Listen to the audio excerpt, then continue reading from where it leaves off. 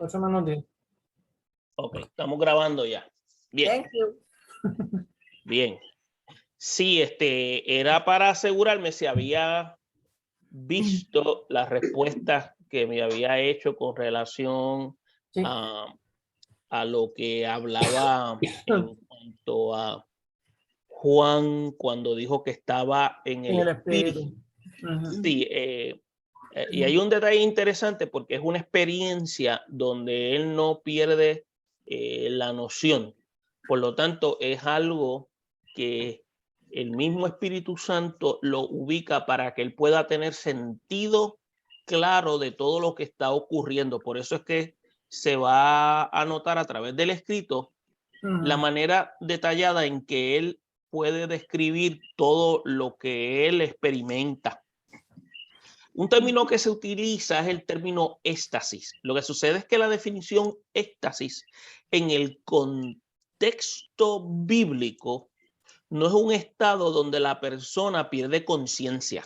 En este caso, como los profetas y la experiencia de Juan, sino más bien fueron momentos donde el Espíritu Santo interviene para que él pudiera comprender lo que le iba a ser revelado. Okay.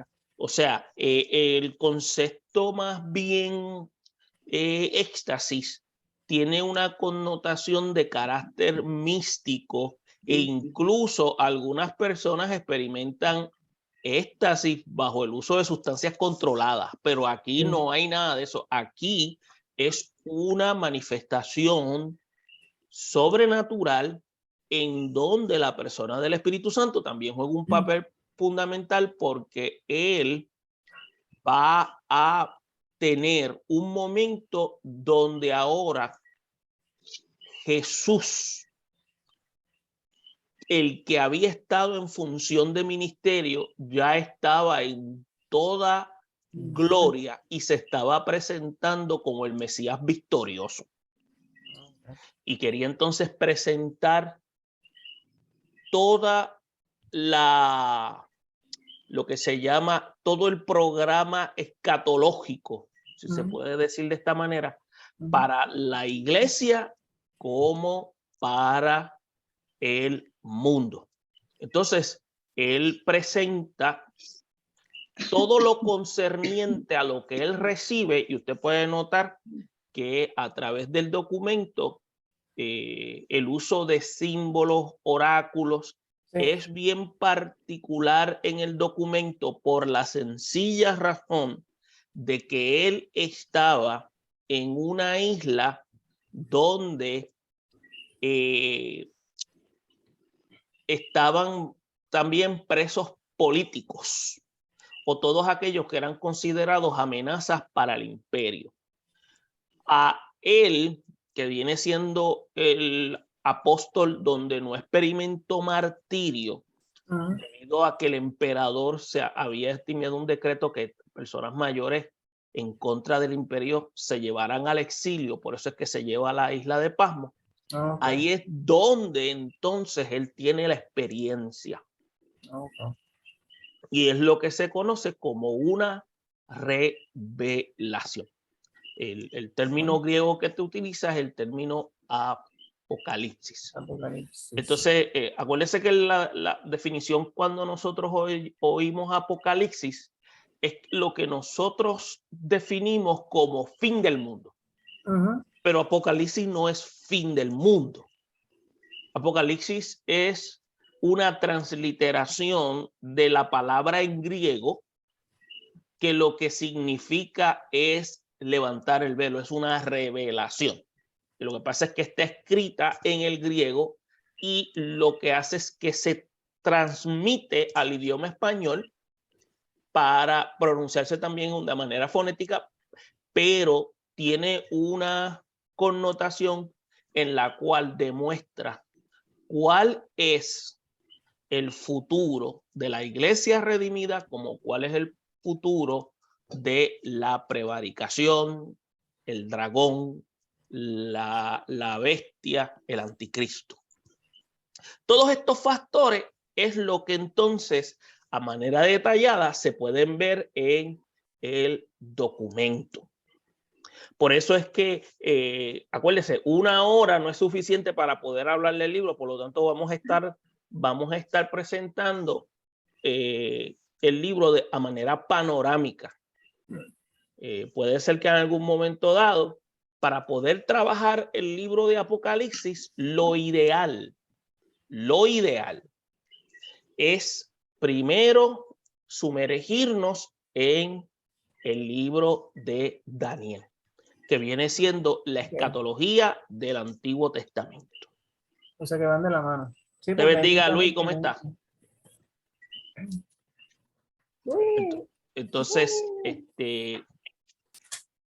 porque ¿por qué? Porque acuérdese que muchos de los símbolos que se utilizan en el libro de Daniel se vuelven a repetir en el libro de Apocalipsis y ahora tiene una connotación más definida porque entonces se va a ver el cumplimiento de otros factores proféticos ya presentados para el tiempo del periodo del juicio divino.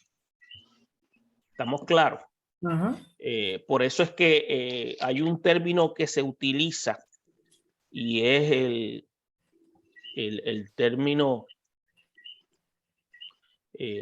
se llama caleidoscopio, que viene siendo ese, es donde todas las señales, lo estoy diciendo en un contexto bíblico, porque un caleidoscopio es cuando usted ve un montón de destellos de luces como que se van entrelazando, ¿verdad que sí?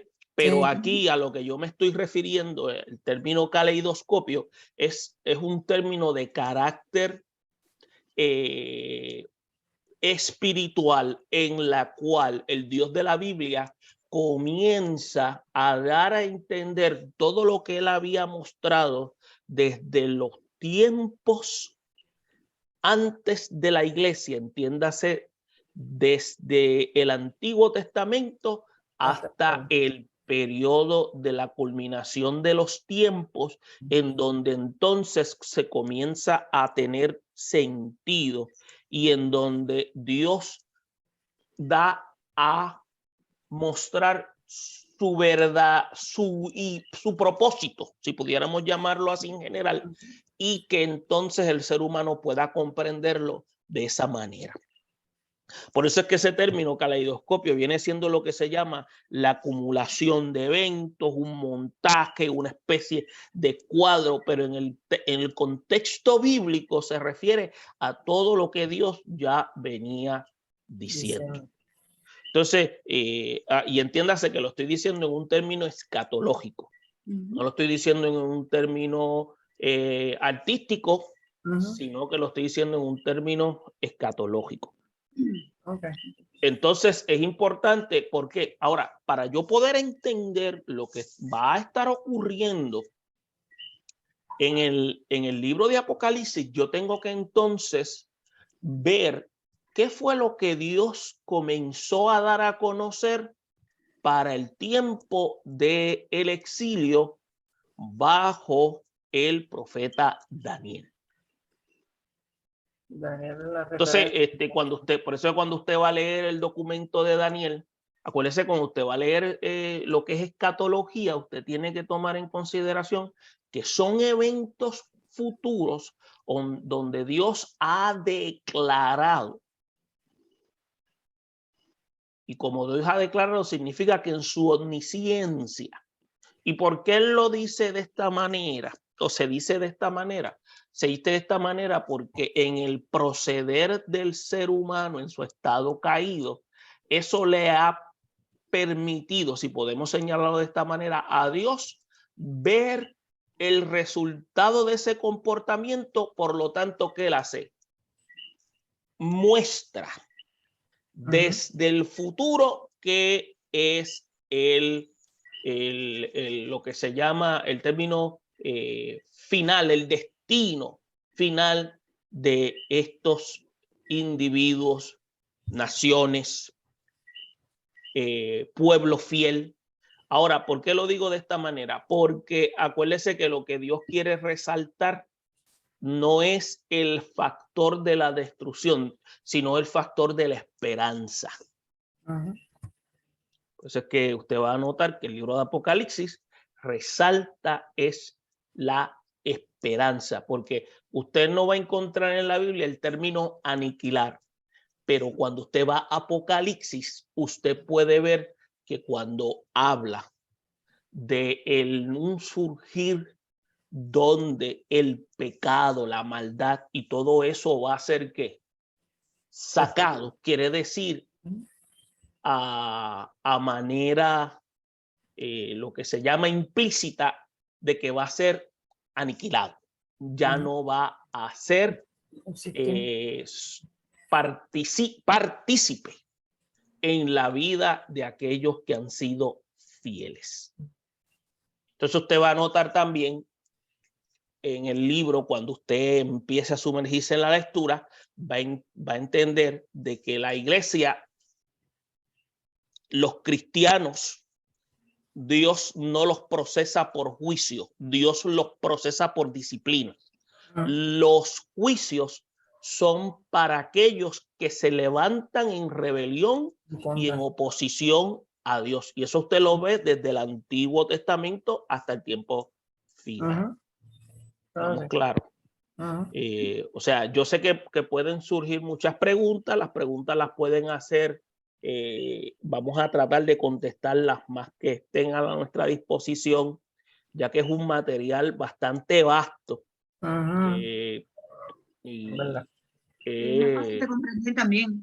Y requiere entonces entender de que hay unas partes del documento donde hay interpretación literal y en otra hay interpretación de carácter simbólico. Cuando yo hago esa diferenciación, eso es a medida que yo voy haciendo el trabajo de interpretación, voy viendo entonces qué es lo que está queriendo decir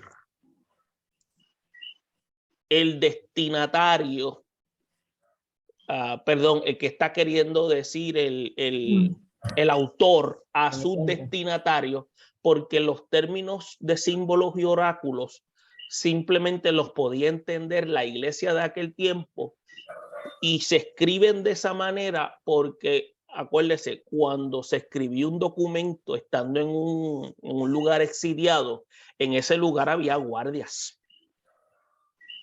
Y esos documentos tenían que pasar por manos del guardia.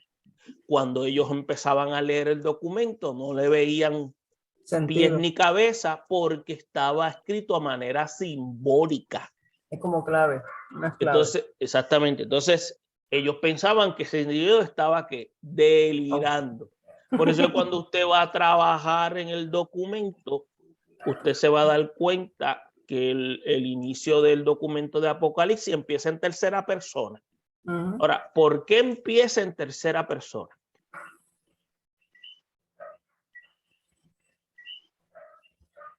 Porque los que escriben esa porción es la iglesia, el liderato de la iglesia, porque Juan no es el que lo anuncia. Esa es la parte donde Juan no escribe. Juan comienza a escribir todo lo demás. Bien, ya son las 7. Mano Luis, ¿no está Luis? Estoy aquí, ¿me escuchan?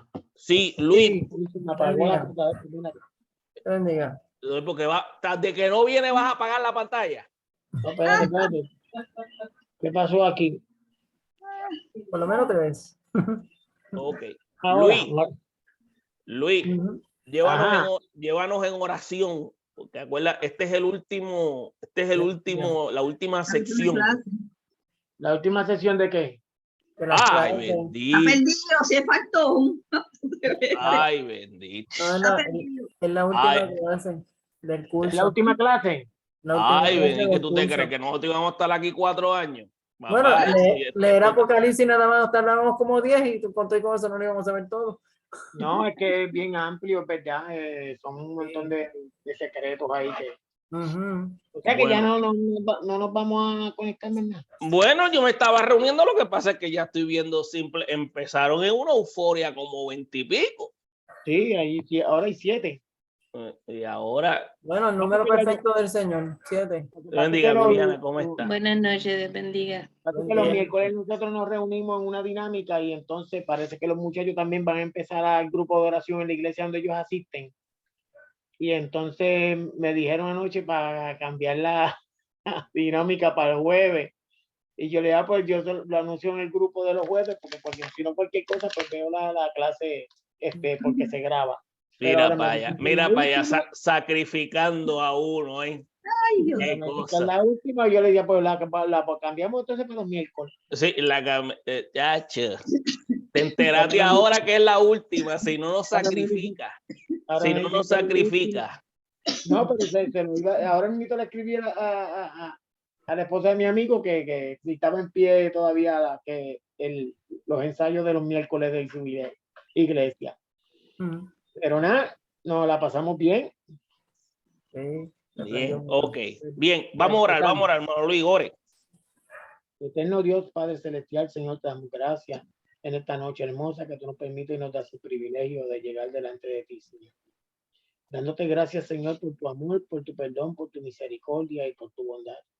Te damos gracias, Señor, porque jueves tras jueves, Señor, el profesor Junior, Señor, se conecta a enseñarnos, Señor, de la palabra y de su conocimiento, a compartirlo con nosotros. Esperamos, Señor, aunque dicen que es la última clase, pero que no sea la última, que en algún momento, si tenemos algún tema en específico, que podamos otra vez volver a reunirnos. Te damos gracias por este grupo. Mira los que empezaron y los que no pudieran terminar, Señor, y los que por alguna otra razón no se pudieron conectar.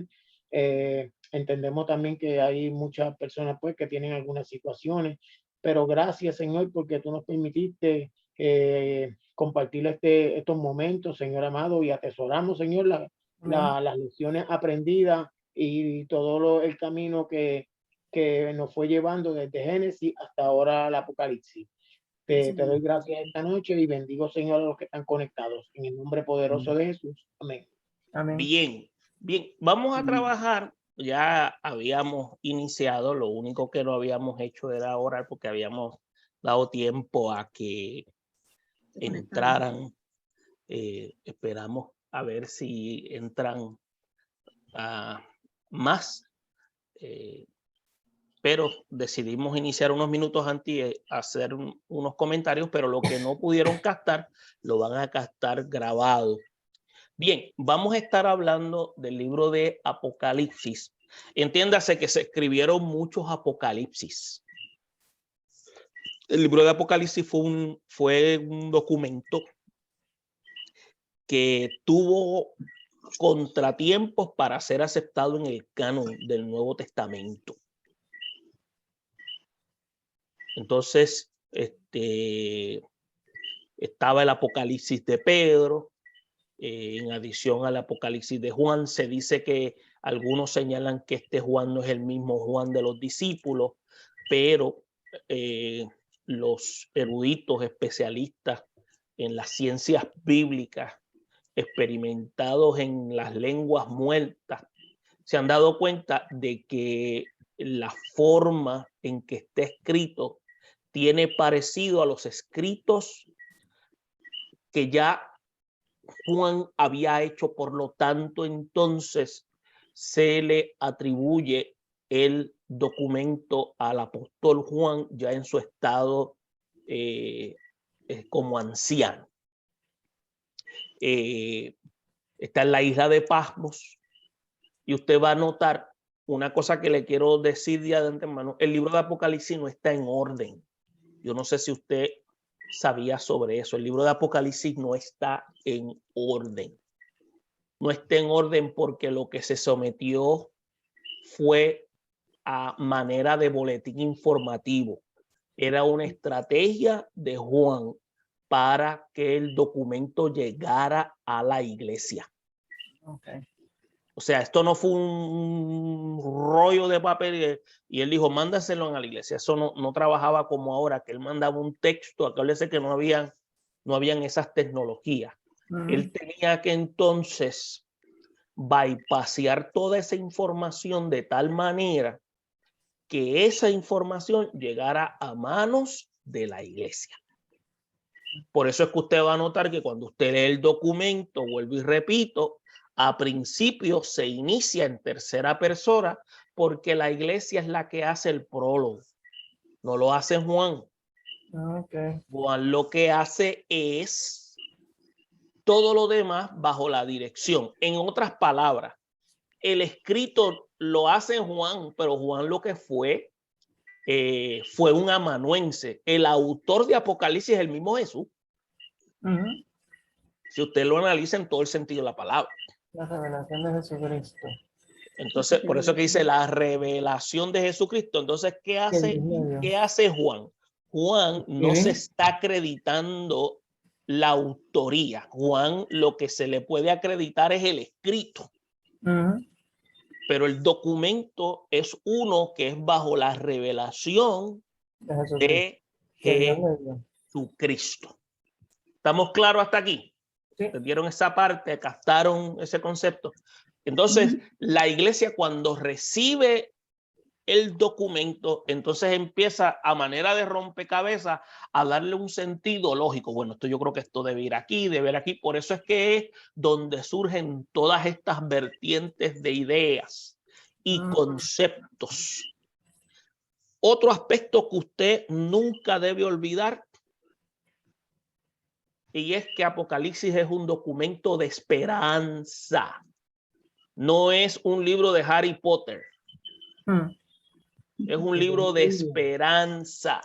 Ni para meter miedo, ¿verdad, pastor? Exactamente, es un libro de esperanza. La única diferencia es que está escrito a manera de ¿qué? De símbolo. De símbolos y oráculos, donde hay que una profecía. Y usted va a ver ahí es donde usted comprueba que para Dios el futuro es historia. ¿Sabía eso? Porque cuando está hablando de los eventos, está hablando de algo que no ha ocurrido, pero cuando Jesús lo habla como que ya hubiesen pasado. Quiere decir que su omnisciencia, él tuvo la capacidad de estar en ese tiempo para ya dejarle saber a la iglesia que ya la iglesia era victoriosa. Eso. Entonces la iglesia toma mediante el acto de fe esa declaración del Mesías y entonces se dedica a la proclamación, garantizando a la iglesia esa seguridad y esa estadía permanente que va a surgir con él, porque de la misma manera que él le había dicho durante el ministerio que él iba a morir al tercer día a resucitar y lo demostró, le está dejando saber que esto ya es declarado para realizarse. Bien, algo importante aquí. Bien, el autor, habíamos señalado, se identifica como Juan, está en el exilio en la isla de Pasmo, cerca de Éfeso, a causa del testimonio que él llevó acerca de Jesús y en este caso es llevado al exilio porque bajo el decreto del emperador ya no se podía martirizar a los seguidores ya de cierta edad avanzada. Por lo tanto, él es llevado como si fuera un preso político para Pasmos. Eso es lo que usted y yo tenemos que tener claro. Algunos creen que ponen en duda la identificación basándose en la evidencia externa, pero es lo que mencionamos. El escrito es de Juan. Acuérdense que la inspiración está en si lo inspiró Dios o no lo inspiró Dios. Entonces, es importante porque vemos cómo Juan hace énfasis y designa a Jesús en el libro de Apocalipsis como el Cordero de Dios, como más de 28 veces. Entonces, esta designación ocurre solo en el Evangelio de Juan, pero los escritos de Juan no son los únicos también que hablan de Jesús como novio y como esposo de la iglesia. Por eso es que ahí es donde se alude que Juan es el que escribe, porque la forma, el estilo es bien característico a los demás. Entonces, Juan hace constar que el costado de Jesús había sido abierto con lanza. Él es el que alude en Apocalipsis 1:7 que él es el mismo verbo, y un verbo diferente del que aparece en el Antiguo Testamento, en la Septuaginta, ¿no? Ese era el verbo encarnado. Entonces, por lo tanto, se establece. Ahora, ¿quiénes eran los destinatarios? Aquí se mencionan 7 iglesias. No era que existían 7 iglesias. Habían más iglesias, pero estas iglesias fueron las seleccionadas. ¿Estamos claros? Y cuando se habla de esas iglesias en Asia Menor, que es lo que se conoce como Turquía, estamos hablando de Éfeso, estamos hablando de Pérgamo, estamos hablando de Tiatira, de Sardis, Filadelfia, Laodicea. Entonces, todavía faltan algunas aquí. Esmirna. ¿En dónde caemos nosotros ahí? No, con lo suave, Luis, ya tú me estás acelerando. Lleva un par de días sin estar, entonces quiere ir ahí rápido ahí. Mira, porque si me preguntan a mí, yo digo, pues Filadelfia, porque está más cerca. No, sí, está más cerca, sí, para ti. Entonces, acuérdese, pero yo les voy a enseñar a ustedes que las 7 iglesias en Éfeso son las iglesias que se seleccionan para representar a todas las demás iglesias. Esta parte del escrito en el Apocalipsis tiene una serie de interpretaciones tanto dentro del marco histórico, dentro del marco eclesiástico, como del marco individual en la vida de cada persona en la fe. Permítanme entonces pasarlo aquí para continuar. Y vamos a mencionarlo más adelante, Luis. Ya mismo te contestamos la pregunta, Luis, no se nos ha olvidado. Lo que pasa es que queremos tocar estos aspectos. Tranquilo. Porque ahí entonces vamos a trabajar eso que acabas de mencionar. Entonces, para nosotros poder comprender Apocalipsis de una manera apropiada, tenemos que reconocer la literatura o el género literario que está escrito o está combinado. Usted va a encontrar que está en término profético, está en un género apocalíptico y surge en el primer siglo. Entonces, las visiones que aparecen con frecuencia parecen bien raras para nosotros los lectores de Occidente. Por eso es importante que para usted poder entender el documento tiene que saber identificar los símbolos u oráculos para que cuando estén hablando usted pueda entonces asociar a qué es lo que se está refiriendo.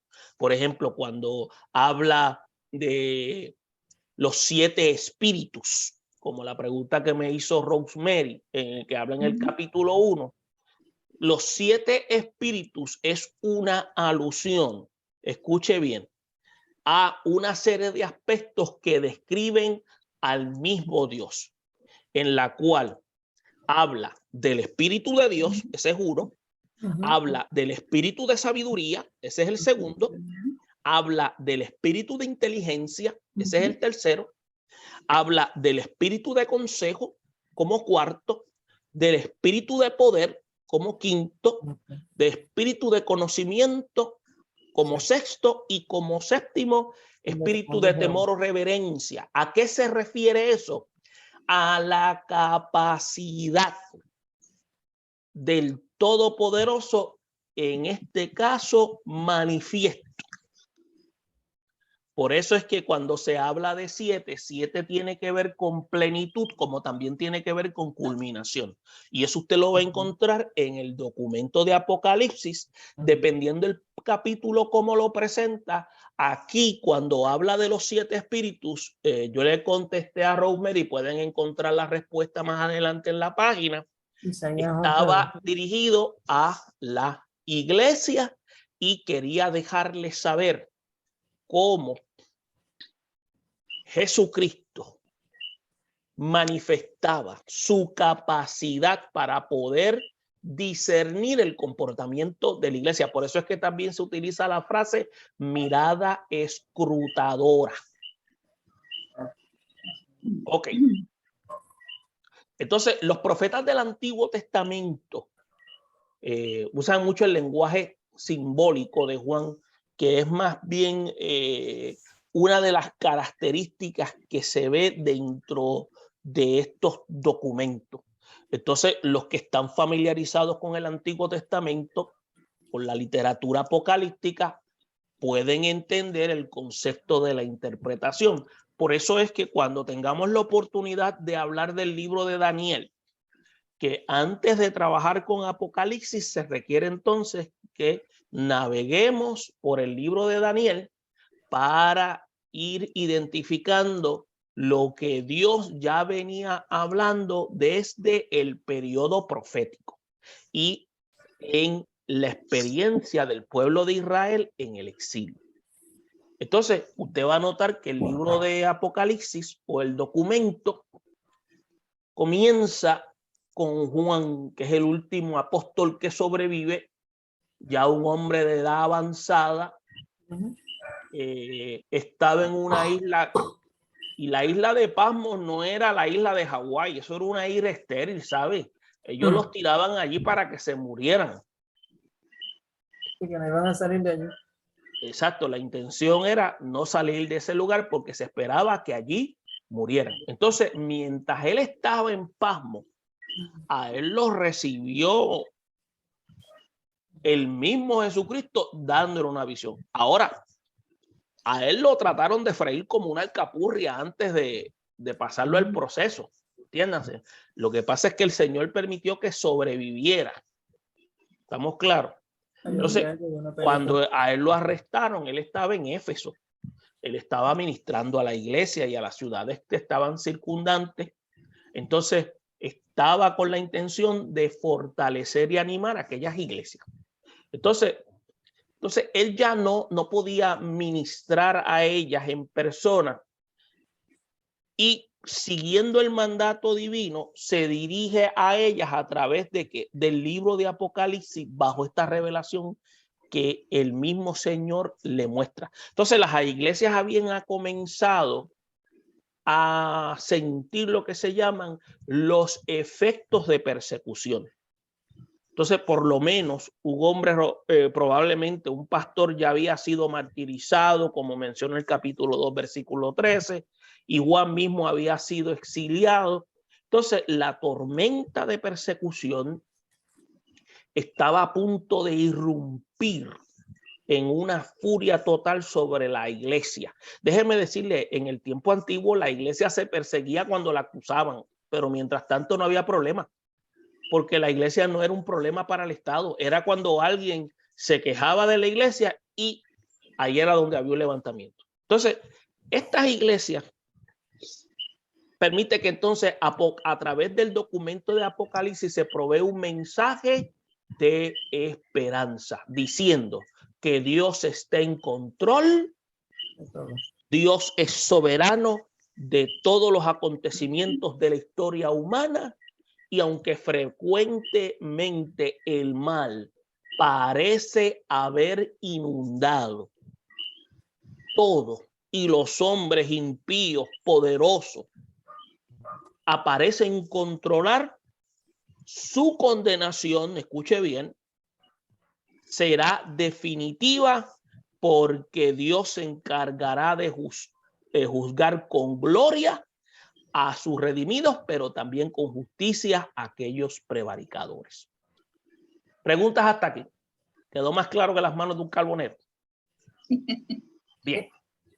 Ahora bien, estos son los aspectos que ustedes van a encontrar en Apocalipsis, los temas históricos. Por ejemplo, ustedes van a encontrar que el libro muestra cómo el Hijo de Dios glorificado ministra a las iglesias. Por ejemplo, el libro muestra cómo el Hijo de Dios le ministra a la iglesia, les habla del testigo fiel, el primogénito de los muertos y el soberano de los reyes de la tierra. ¿Por qué dice el primogénito de los muertos si Lázaro resucitó antes que él? Pero después falleció otra vez. ¿Cómo es? Después Lázaro falleció de nuevo. Ajá, pero ¿por qué aquí se utiliza el término el primogénito de los muertos? Porque Lázaro era para pecador, vivir para pero siempre. Cristo no. Pero Jesús no. Porque la resurrección de Cristo, cuando él resucitó, su cuerpo fue transformado. En las demás resurrecciones no ocurrió eso. Por eso es que él es el primero. ¿Se acuerdan cuando le dice a María, no me toques que todavía no me ha llegado la hora? Exacto. Esto es una demostración de que lo que va a su cuerpo, suceder con nosotros. de lo que va a suceder con la iglesia, y es una demostración de que él fue el primero en que el cuerpo había sido glorificado, o sea, llevado a la total perfección. Entonces se describe como el alfa y el omega, el que es y el que era y que había de venir.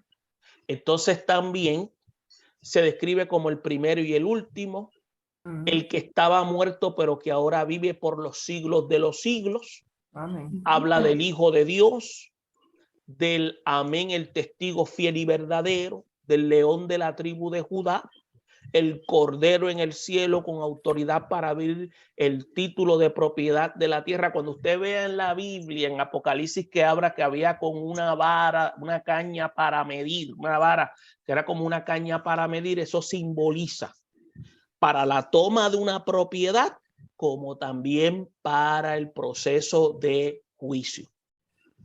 Ahora, también el Cordero que está en el trono, el Mesías que reinará para siempre, el Verbo de Dios, el Rey de Reyes, Señor de Señores majestuoso, regresando en esplendor glorioso para conquistar a sus enemigos, la raíz del linaje de David, la estrella resplandeciente de la mañana. ¿Por qué? Porque en Jesús es donde se va a cumplir el reinado davídico, que es equivalente a lo que nosotros llamamos reino sempiterno, que significa que tiene inicio, pero no tendrá fin. Bien, pasamos a la próxima porque todavía nos quedan. Ok, aquí, Luis, ahí vamos a trabajar con lo tuyo. Bien, usted va a notar que se le escribe a 7 iglesias: Éfeso, Esmirna, Pérgamo, Tiatira, Sardis, Filadelfia, Laodicea. Escuche bien. Usted va a ver que hay unos periodos. Según algunos especialistas, dicen que estos periodos la iglesia los ha ido viviendo o los ha vivido. Por ejemplo, Éfeso representó la iglesia apostólica desde el año 30 al 100.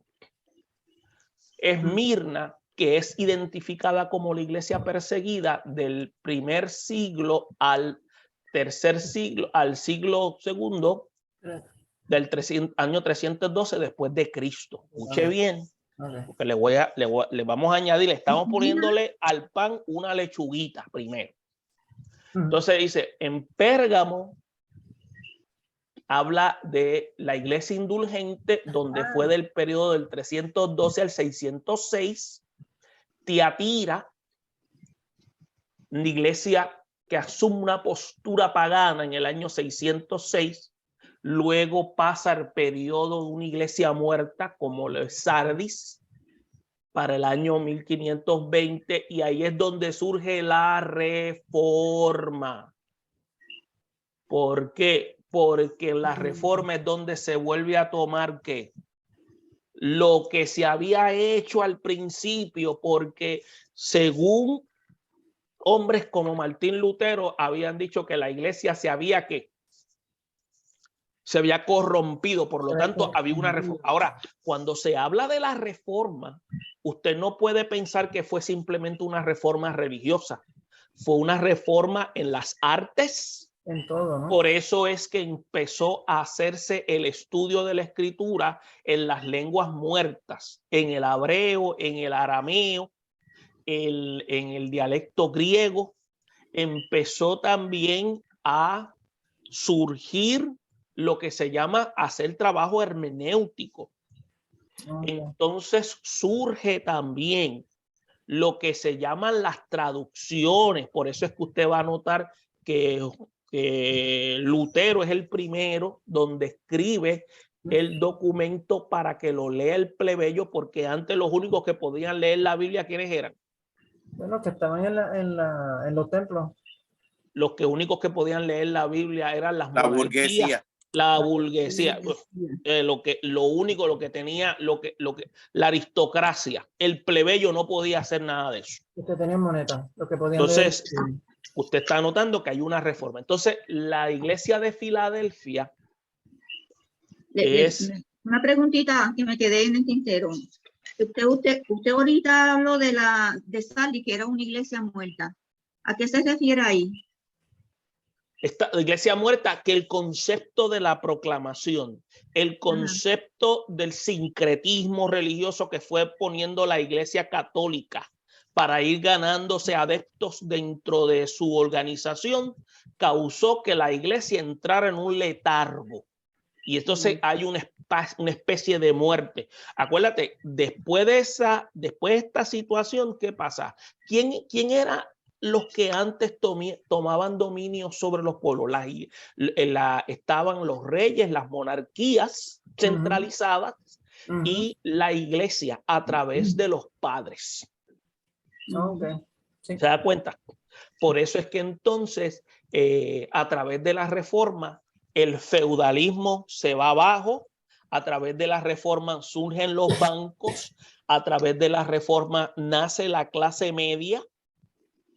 A través de la reforma surgen lo que se llaman las ciudades y las metrópolis. No existían ciudades. La gente empezó a tener sentido nacionalista, empezaron a sentirse alemanes, empezaron a sentirse españoles. Eso fue producto de la reforma.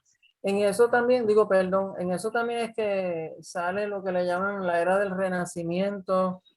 Sí, eso es en las artes y las ciencias. Ajá, que ahí es donde despierta todo ese mundo de que ahí es donde entonces la teología pasó de ser patrística medieval para comenzar a ser teología sistemática. Okay. ¿Por qué? Porque luego de la reforma viene Calvino, viene Zwinglio, viene Arminio, vienen todos estos reformadores. Y empieza el Espíritu Santo a darle ¿qué? No una revelación, porque ya la revelación está, a darle iluminación del entendimiento escritural para darle una estructura a la iglesia. Y entiéndase iglesia, el cuerpo de Cristo. No me estoy hablando a una infraestructura, a la iglesia como cuerpo de Cristo. Entonces, Filadelfia era la iglesia amada. Entonces, incluso mucha gente llegó a decir que Cristo llegó para ese tiempo, vino y se llevó a la grey. Y la Odisea es el periodo tribulatorio. Ahora, usted va a notar cuando usted analiza este esquema que hay aquí que yo le presento, todas estas cosas son unos puntos en la cual, si usted los analiza, pueden tener un gran sentido, porque la iglesia ha pasado y sigue pasando persecución. La iglesia manifiesta estados de indulgencia. Hay paganismo dentro de la iglesia. Hay un estado de mortandad. Hay lo que se llama un sentido de levantamiento. Mire, cada vez que una persona se muere, el Señor se lo lleva. Esos son los que murieron en Cristo, los que son levantados primero. Los que son dormidos, digo, los que están durmiendo. Los que están dormidos, que están en la eternidad. Ahora bien, y la Odisea viene siendo la iglesia tibia, donde más se puede notar cómo la iglesia hoy vive en un estado en la cual su comportar espiritual está comprometido. Ahora, esto también usted lo tiene que llevar dentro del marco como una iglesia individual. Miren, ¿cuántos de nosotros nos hemos sentido como la iglesia en algún momento? Nos hemos experimentado, nos hemos comportado como la iglesia en algún momento. En la iglesia usted va a encontrar que hay gente, que habemos gente que nos vamos a comportar como los de Éfeso, que hemos abandonado el primer amor. Vamos a estar como los de Esmirna, ni una palabra. Vamos a estar como los de Pérgamo, que somos dados a seguir falsos maestros y de Balaán y los Nicolaitas. Sí. Somos también como los de Tiatira, que somos tolerantes. Y miren, cuando habla de Jezabel, idolatría y compromiso, que muchas iglesias proclamadas protestantes del Evangelio de Cristo hoy están dándole rienda suelta, ideología de género, homosexualismo. Todo esto es un marco de todos estos aspectos. Muy cierto. Hay otras que somos como Sardis, estamos muertos, tenemos obras incompletas. Entonces, Filadelfia, hay gente en la iglesia que son fieles, tanto Esmirna y Filadelfia no se les da ninguna aceptación. Ahora, la Odisea, miren, dice que eres tibio, eres infeliz, eres un miserable, eres un pobre, un ciego y un desnudo. ¿Usted cree que en la iglesia no hay gente así? Vaya. Ahora, la gente en la iglesia, usted va a encontrar personas que podemos experimentar eso, pero eso se debe también a falta de una vida de devoción. Conocemos la verdad, pero no sacrificamos nuestra vida para que Dios tenga dominio sobre ella. Entonces vamos a estar en un estado de ¿qué? De tibieza. Miren, vomitar tiene una connotación también de excomulgar. Escuche bien lo que le voy a decir para que cuando digan digo no digan que diga Diego. Escuchen bien. Mire, el término vomitar, si usted bebe agua tibia, le va a dar deseo de vomitar. Usted puede tomar agua fresca o agua fría, pero agua tibia no puede tomar. Porque el agua tibia, ¿qué produce? Náusea. Produce náusea y dan deseo de vomitar. Eso es lo que Dios está diciendo que le está pasando en el proceder de muchos de nosotros como creyentes. Entonces, cuando dice que los va a vomitar, quiere decir que cuando usted vomita, usted expulsa lo que le está haciendo daño. Expulsar significa también, puede llegar al punto de lo que se llama excomulgar. Miren, ¿usted sabe dónde aparece el término vómito? En las plazas romanas, en los coliseos romanos, tenían entradas para sentarse en el coliseo, pero habían unas salidas que se llamaban los vómitos. Y esas eran unas salidas grandísimas que cuando se acababan los festines,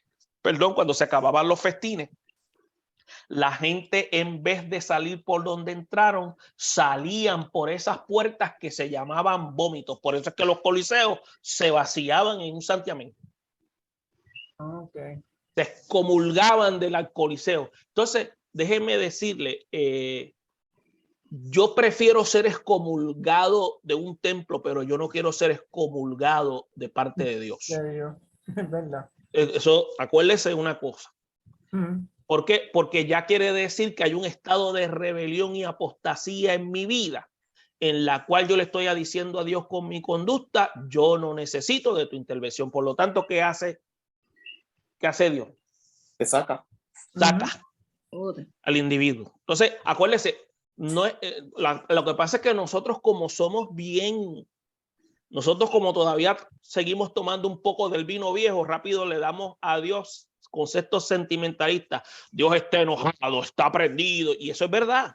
pero lo que pasa es que nosotros lo hacemos con la furia nuestra para que entonces Dios lo zambulle en el infierno. No, no. La persona misma pide ser enviada al infierno por su propia conducta. Porque la intención de Dios no enviar a nadie al infierno. Entonces, fíjese los consejos que se da a la iglesia. A la de Éfeso, recuérdate de dónde has caído, retorna. Por lo llama esa, arrepiéntete. Vuelve. A la de Esmirna, no tengas temor, sé fiel. Te mantengas. ¿Cuántos de nosotros el Señor nos ha dicho que nos mantengamos fieles? A todos. A Pérgamo, arrepiéntete. Retorna al camino donde estabas. Vida de relación. Tiatira, retengan con firmeza lo que ya tienen hasta que yo venga. Es una llamada a la fidelidad y a lo que han recibido de palabra para seguirlo compartir con de nuevo.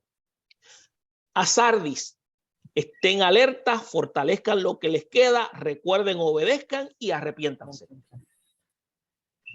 Y miren lo que le dice a Filadelfia: aférrate a lo que tienes. La palabra, las promesas que Dios le ha dado y seguir proclamando. Y a la Odisea, compra oro refinado por el fuego y ropas blancas y unge tus ojos y sé fervoroso y arrepiéntete. A la Odisea, si no me equivoco, había que ponerle colirio. El colirio era ¿para qué? Para la visión, y en este caso se refiere para la visión espiritual. Quiere decir, entonces, dice que compre oro refinado por el fuego, que compra oro refinado por el fuego, o sea, purificado. Ropas blancas como término de santidad y tus ojos que tengan visión y sé fervoroso en que en la búsqueda, pero sobre todo en una vida de arrepentimiento. Todo esto todavía sigue siendo vigente. En esas épocas que le mencionaba, hubo lo que se llama vestigios. Vestigios. Ahora, todas estas conductas están ahora en el tiempo del siglo XXI en un nivel ascendente. No descendente, ascendente. Hay algo prendido por ahí.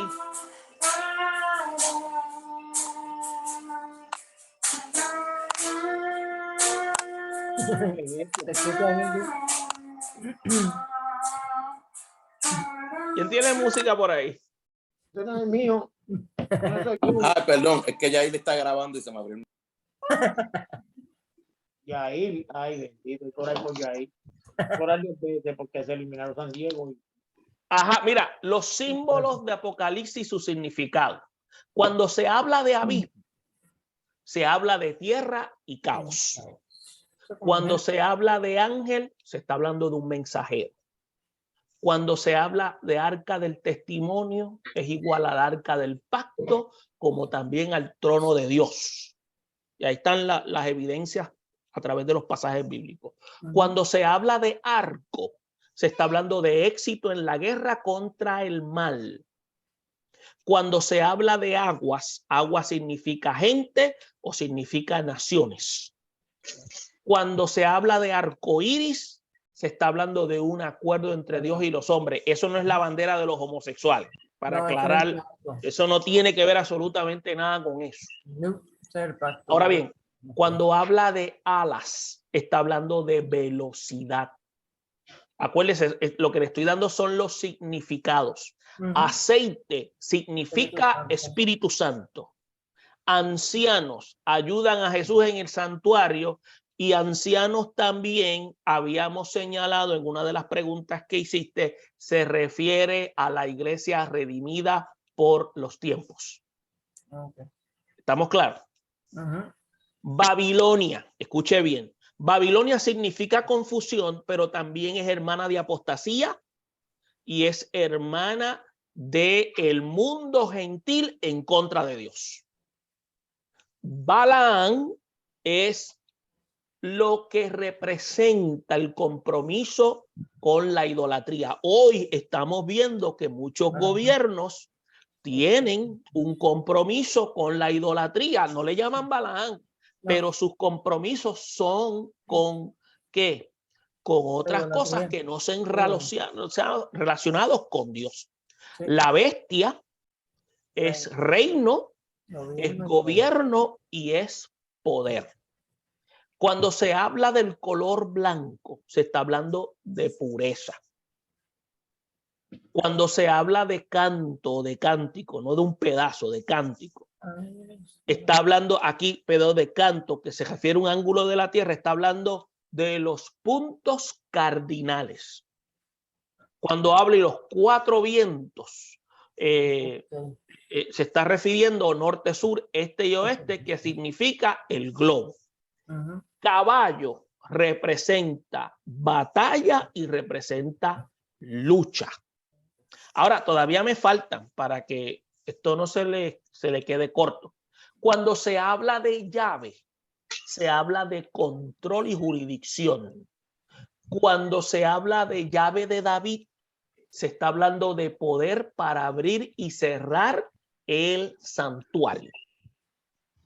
Cuando se habla de la siega, se está hablando del fin del mundo. Cuando se habla de comer, se está hablando del libro, y comer significa asimilar el mensaje integrado. Cuando se habla de colirio es discernimiento, lo que se le pidió a la iglesia lo dice y Espíritu Santo, vístete con colirio, o sea, revístete del Espíritu Santo y discernimiento. Cordero significa Jesús, significa sacrificio. Copa quiere decir juicio o también significa sufrimiento. También corona, realeza, victoria, día del Señor, quiere decir Apocalipsis, que quiere decir revelación. Y le voy a ver, aquí no lo dice, pero se lo voy a señalar ya mismo. Dragón es Satanás, el diablo. Egipto representa al mundo, pero aquí hay idolatría.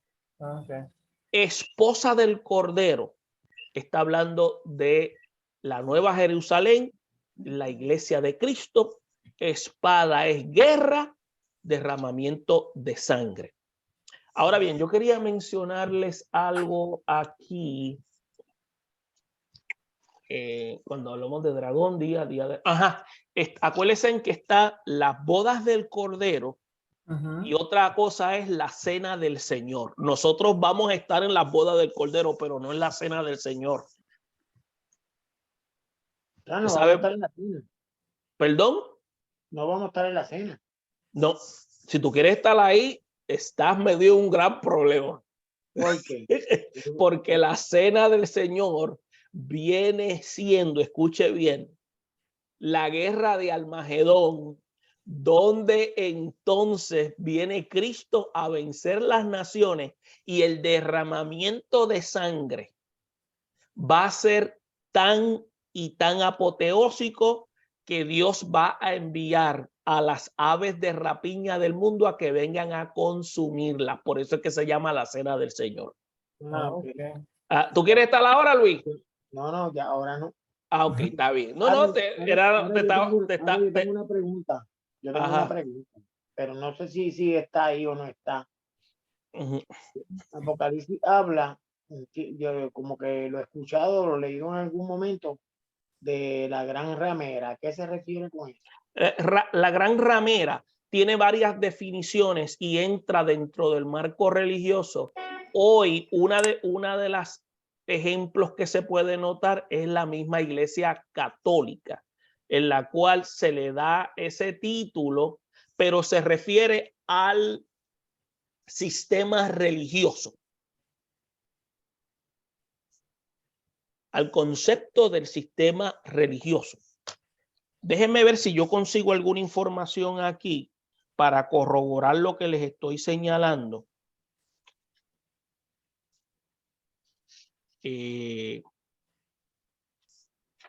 cuando habla de la gran ramera.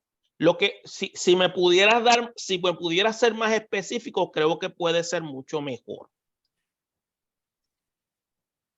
Yo creo que en ese momento la gran ramera la relacionaban con Roma, ¿no? Que era en ese tiempo. Sí, es porque se está refiriendo, acuérdense, ¿qué es lo que ha pasado con el Imperio Romano? El Imperio Romano lo único que hizo fue que se transformó, dejó de ser imperio y ahora pasó a ser ¿qué? Una organización que eclesiástica, pero sigue siendo lo mismo.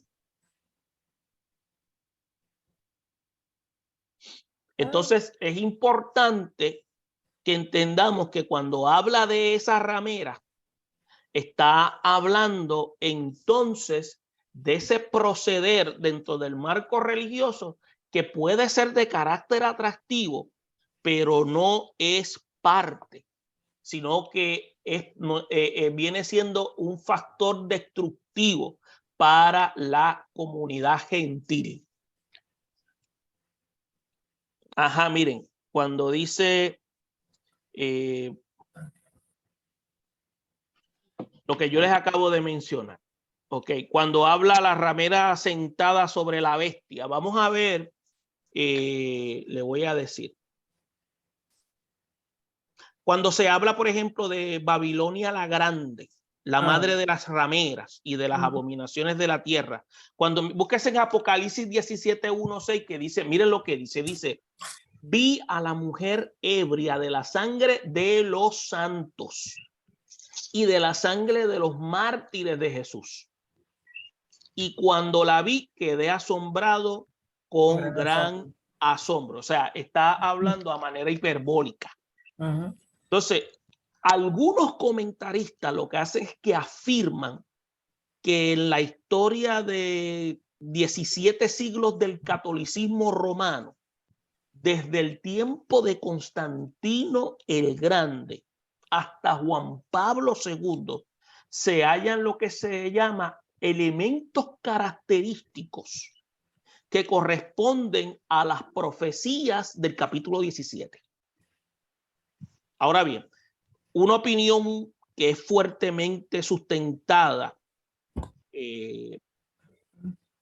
con hechos innegables y evidencias claras, sin embargo, se analiza que estas profecías tenemos que reconocer que Roma, la Roma papal, como la conocemos hoy, habrá otros componentes en la entidad simbolizada por la gran ramera.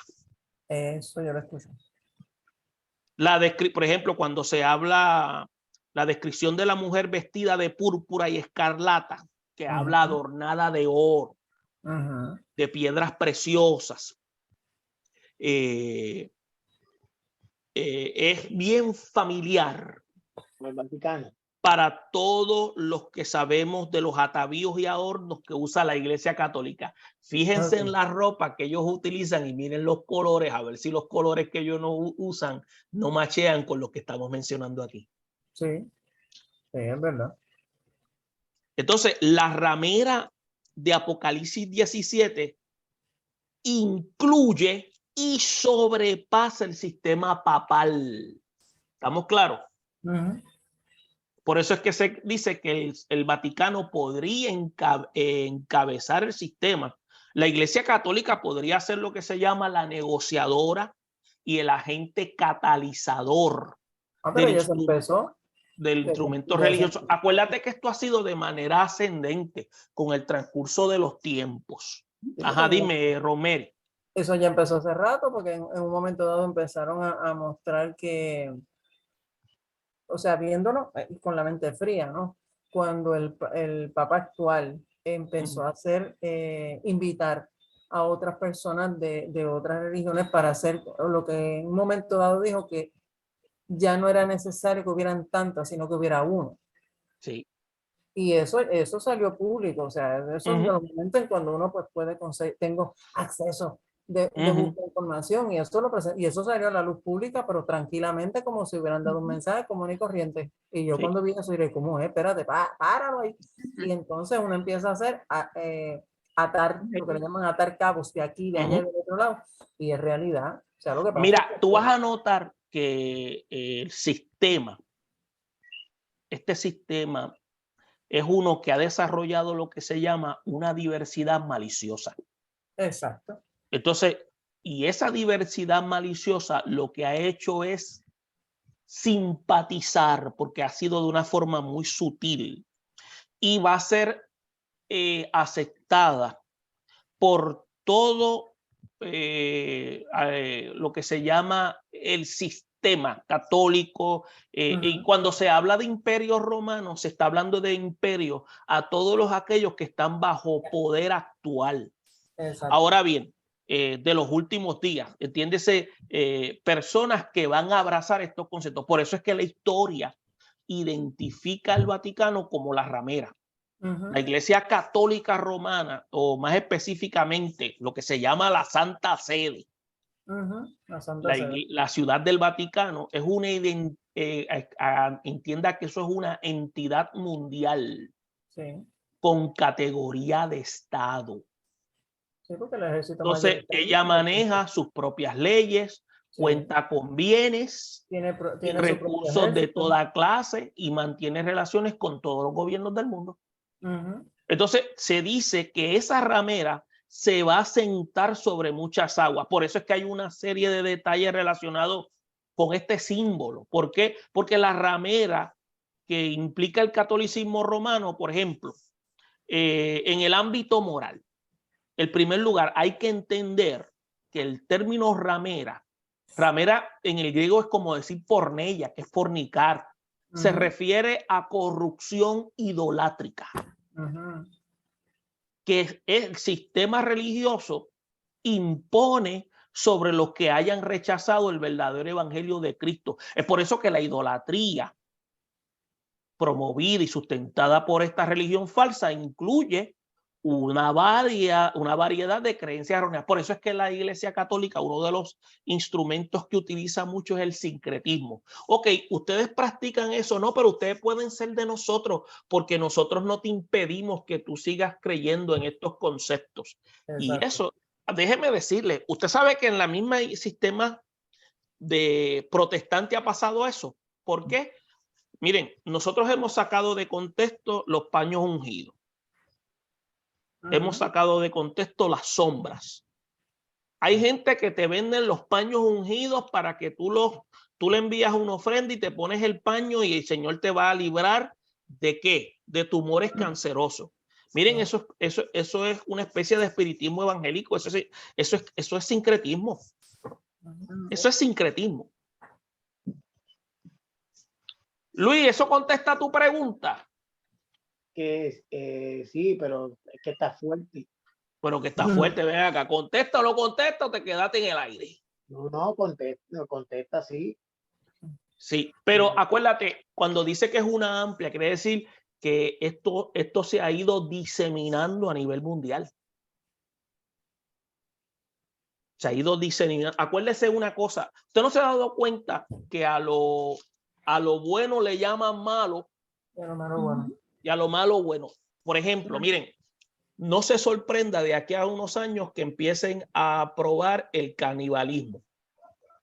Y el bestialismo está en esa ya. El bestialismo y el otro viene siendo la pedofilia. Ahora, ¿cómo lo van a hacer? Ellos lo van a hacer con una técnica que se llama la ventana de Overton. Pero eso no se lo van a decir así. No. Ellos lo que van a hacer es lo siguiente. Ellos lo que van a decir que algo que era impensable va a pasar a lo radical. De lo radical va a pasar a lo aceptable. Exacto. De lo aceptable pasa a lo sensato. De lo sensato pasa a lo popular. De lo popular pasa a lo político. Y de lo político se legaliza. Una ley. Como está pasando con los abortos. Exactamente. Antes, por ejemplo, el homosexualismo siempre ha existido, pero en esta era, desde el siglo XX hasta ahora, es cuando más se ha dado auge. Era impensable que los hombres se casaran. Exacto.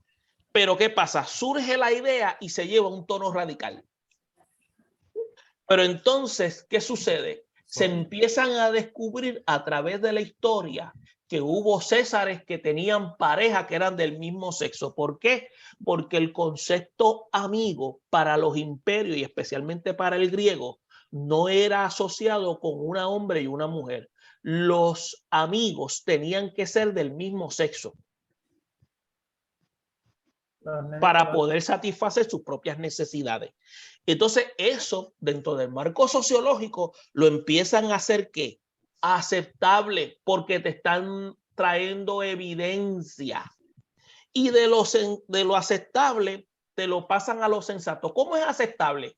¿Tú no te has dado cuenta que en las películas empiezan a ponerte situaciones de donde hay homosexuales y te los ponen bien graciosos?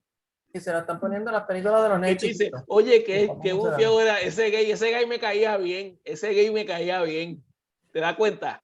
O ese caníbal me caía bien, se comió aquello, pero ya era bien cómico.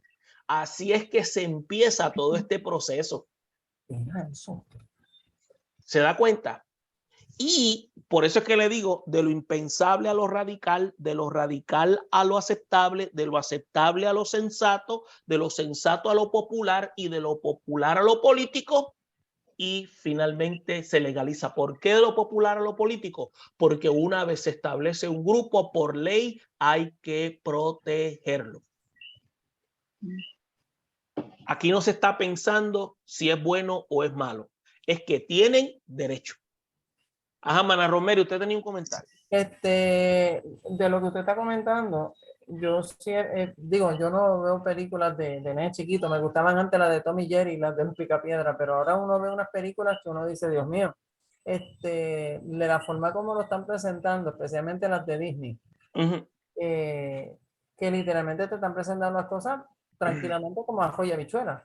Y el punto es que muchos, por lo menos de las personas que yo he escuchado, que dicen, mira, ya no se pueden ver películas que se están presentando ahora porque te están poniendo exactamente esos mismos temas, pero como si fuera nada, como lo que es el homosexualismo, el lesbianismo, etcétera, etcétera. Y entonces te lo disfrazan con muñequitos, pero hay muñequitos que uno dice, Dios mío, pero ven acá, o sea, van a tener que volver a jugar qué sé yo, la peregrina, irse a la calle con la bicicleta y todo eso, porque de verdad que la televisión y las películas que están presentando y los temas, de verdad que dan fuchi. Sí, hace falta una reforma moral, social. De todos lados. Entonces, ¿qué sucede? Todos estos aspectos, acuérdense, que se debe a lo que ya el mismo apóstol Pablo está interpretando a lo que Jesús había señalado en su ministerio, y usted puede encontrar que esto que señala el apóstol Pablo en el documento a los romanos, que habla de depravación, de irse a lo contra natura, todos estos aspectos se están viendo ahora porque ahora le están dando un margen de legalidad. Eso. Y al darle un margen de legalidad, ¿qué hacen con la iglesia? Le están pasando por encima, como quien dice, le quieren cerrar la boca a la iglesia. La están cercando. Entonces, la iglesia, si la iglesia no hace el señalamiento con evidencia bíblica fehaciente, señalando que el pecado o cosas semejantes a esta significa que el pecado puede cambiar de forma, pero no cambia de esencia. Por eso es importante que usted, como líder de iglesia, usted aprenda a identificar esto. Porque hay algunas cosas donde Dios quiere que usted mismo las descubra, las investigue. Porque Dios le ha dado a la iglesia esa capacidad de discernimiento. El problema está cuando la iglesia se queda en silencio. Y no dice nada. Ajá. Y lo da por hecho, digo, por aceptado. Sí. Eso, lo que yo estoy contestando fue una pregunta o fue un comentario que estoy haciendo, ya me fui, me envolví.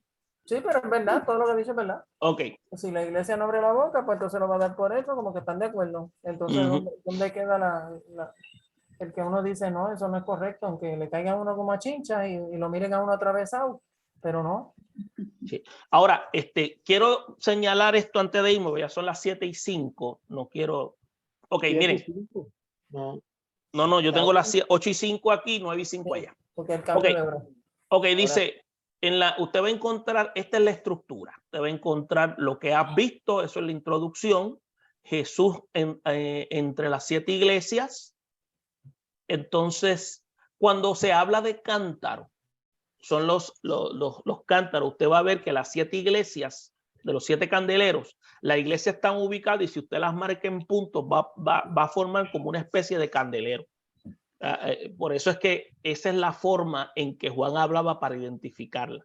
Entiéndase, esas no eran las únicas iglesias, había más iglesias, pero esas las que Jesús resalta para que las otras pudieran ser informadas. Entonces, lo que sucede ahora en las cartas de las 7 iglesias, luego pasa el trono, el rollo y el cordero, 4 y 5, capítulo 4 y 5, los 7 sellos, las 7 trompetas, y me permiten aquí, luego pasamos a varios personajes que es la mujer y el dragón, las dos bestias, el cordero y los 144,000. Vamos a pararlo un momentito aquí. Los 144,000 son 12,000 de cada tribu que Dios ha de seleccionar para la proclamación del evangelio. Period.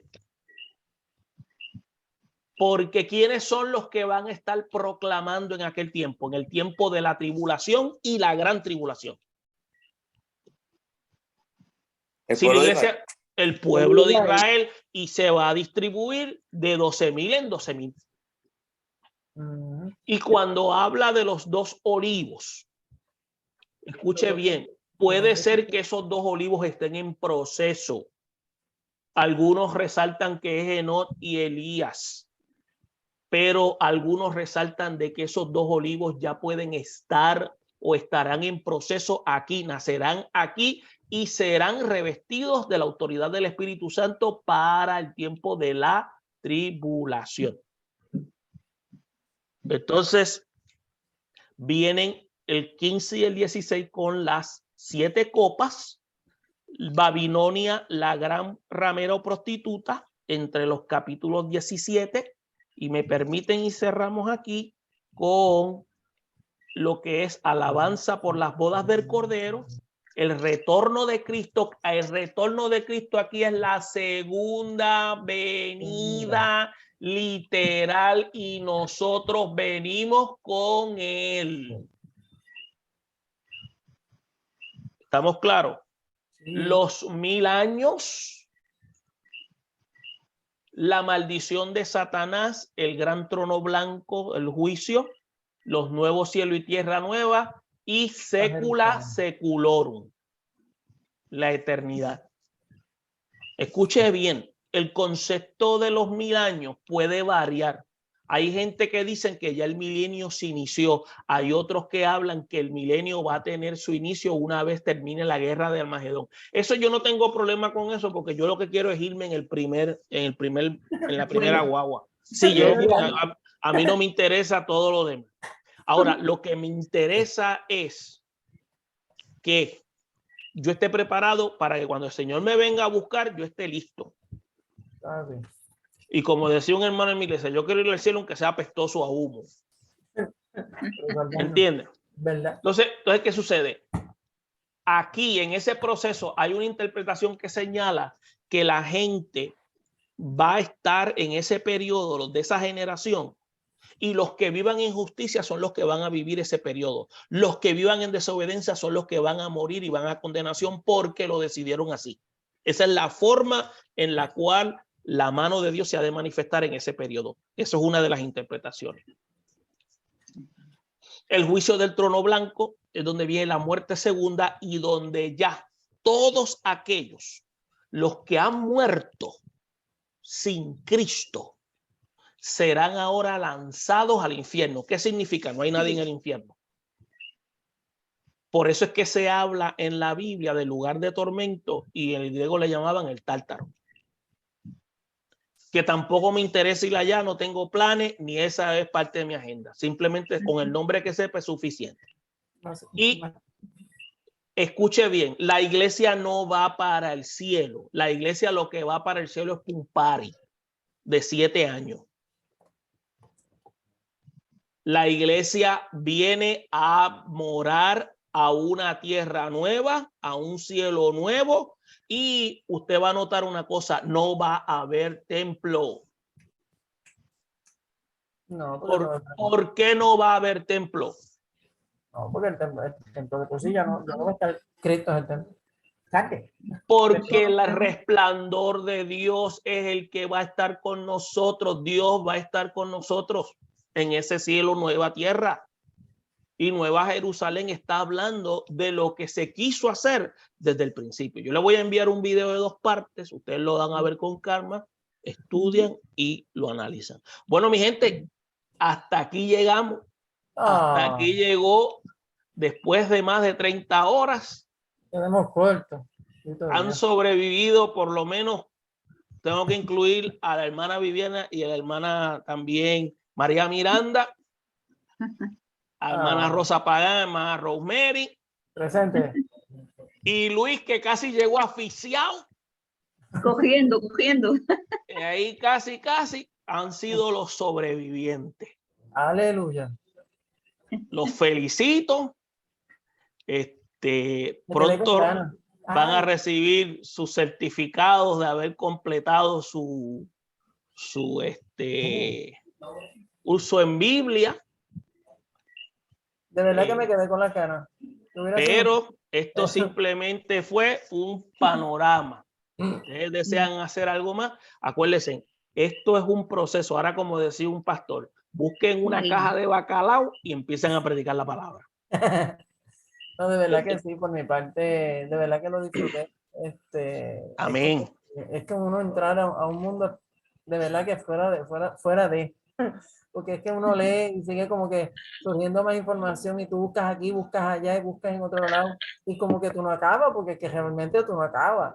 Es como nunca vamos a acabar, siempre por lo hay... menos a mí, yo que de por sí tenía deseo de buscar, y ahora sí es verdad, ahora tengo la justificación para buscar en todas aquellas reguero de caja que tengo allí, leer, buscar, porque de verdad que, como dice el americano, you blow me up, de verdad. Pues gloria a Dios, y esperamos que esta experiencia que hayan tenido los impulse a que ustedes ahora, de manera individual, empiecen a escudriñar las escrituras, y la ventaja es que la página está disponible, pueden retomar las clases que hemos dado, refrescar, pueden hacer preguntas, vamos a tratar de estar más pendientes para contestarlas, pero la intención de todo esto no es que esto se quede a que nos reunimos por lo menos 5, 6, 7 meses. No. Esto fue un empuje para yo desarrollarme en esta faceta, para hacer de bendición en la iglesia y para hacer de bendición en la comunidad.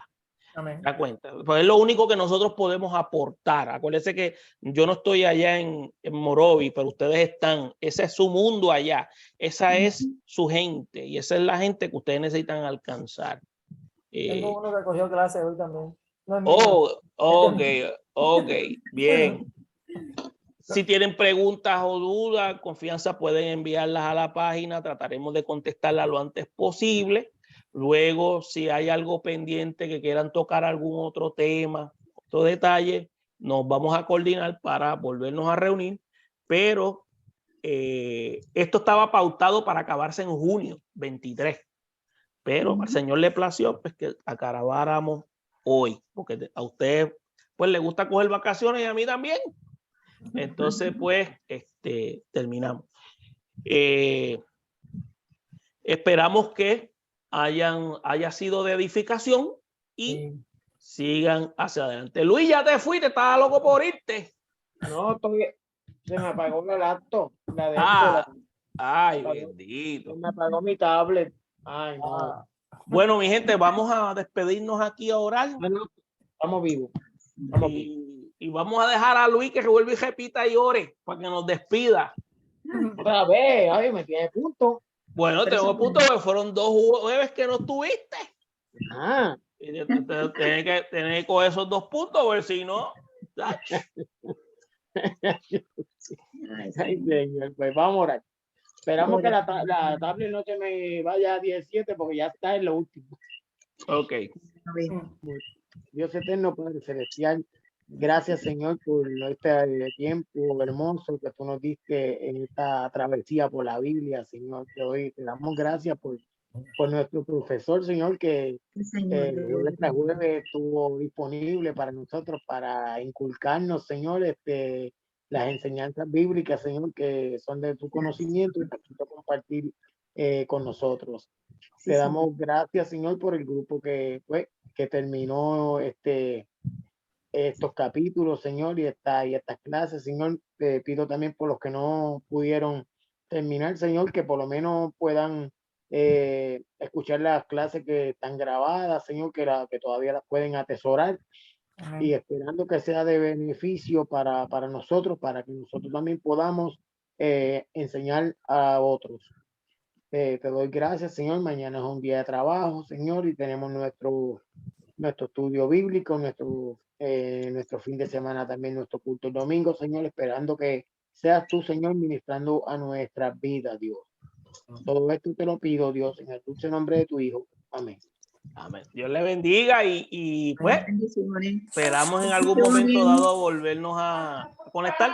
Ya saben, la página está disponible, nos seguiremos conectando, pondremos información, pero saque provecho y utilícelo y usted se va a dar cuenta cómo Dios lo va a estar utilizando usted de manera que usted se va a sorprender de cómo es Sí mismo. Dios trabajando cuando disponemos de escudriñar las escrituras.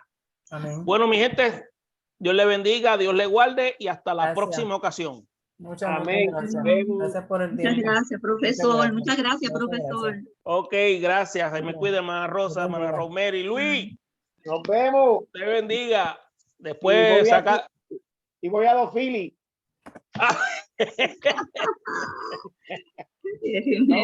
No voy a Houston.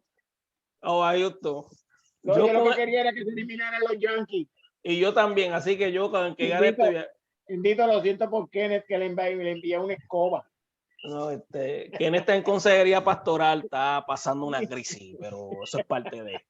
Ok, Nos vemos. nos vemos, se me cuidan. Descansen. Bendiciones. Igual, Bendiciones. descansen. Ok.